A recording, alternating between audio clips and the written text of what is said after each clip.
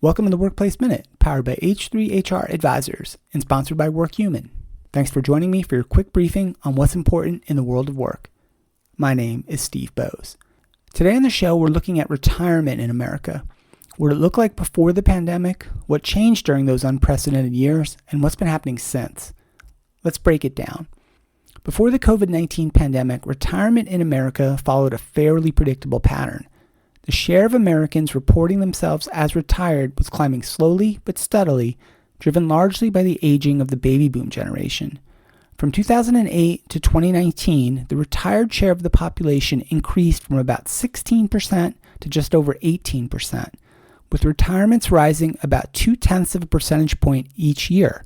It was a gradual, expected, and aligned with demographics retirement trend. Then the pandemic hit and retirement, along with just about everything else related to work, changed. In 2020 and 2021, retirement spiked far above trend. Researchers estimate that by late 2022, the retired share of the U.S. population was nearly 1.5 percentage points above its pre-pandemic level, equivalent to more than 3.5 million additional retirees. Crucially, more than half of this increase was excess retirements, people leaving the workforce earlier than expected. Why did this happen? Health concerns were a major driver. Older Americans faced higher risk from COVID-19, and many who became ill or feared exposure chose to leave the workforce. Pandemic layoffs also pushed older workers into permanent exits, since re-employment opportunities were scarcer for these older workers. At the same time, rising asset and housing prices created financial cushions that made earlier retirement possible, especially for college-educated workers. The result was a sharp and sudden increase in retirements and fewer older Americans returning to work than in prior years. Since then, the retirement picture has been mixed. The rate of unretirement, retirees returning to the workforce, bounced up briefly in early 2022, but has since fallen back to pre-pandemic levels. Meanwhile, the retirement rate has remained elevated, showing little sign of easing.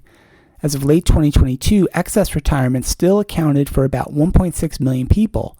That's more than half the overall shortfall in U.S. labor force participation. Looking ahead, most researchers expect some of these excess retirements to naturally normalize. Many of the people who retired early were already close to retirement age, and over time, what looks like excess will just blend into expected retirements. But the overall retired share will remain higher than before, driven by population aging and the large baby boomer generation continuing to move into their retirement years. From 2024 to 2027, about 11,200 people will turn 65 years old every day. Even if not everyone who turns 65 retires immediately, these figures represent a massive and sustained wave of individuals reaching the traditional retirement age, and many will likely exit the workforce sooner than later. As such, policymakers and business leaders shouldn't count on a quick reversal. The surge in retirements has shown little sign of fading quickly. So why should HR leaders care? Because retirement trends directly shape the available labor pool, talent shortages, and succession planning. The pandemic accelerated exits from the workforce, and while some retirees might come back, the bigger story is structural.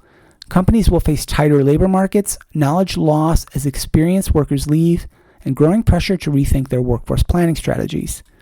For HR, this means doubling down on knowledge transfer, investing in flexible work arrangements that might retain older employees longer, and preparing to recruit and develop younger talent faster.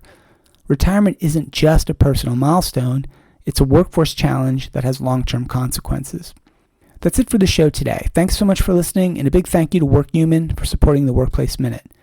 If this episode made you think about how your organization is approaching impending retirements in your workforce, please share it with a colleague. I'm Steve Boese, and this has been the Workplace Minute from H3HR Advisors.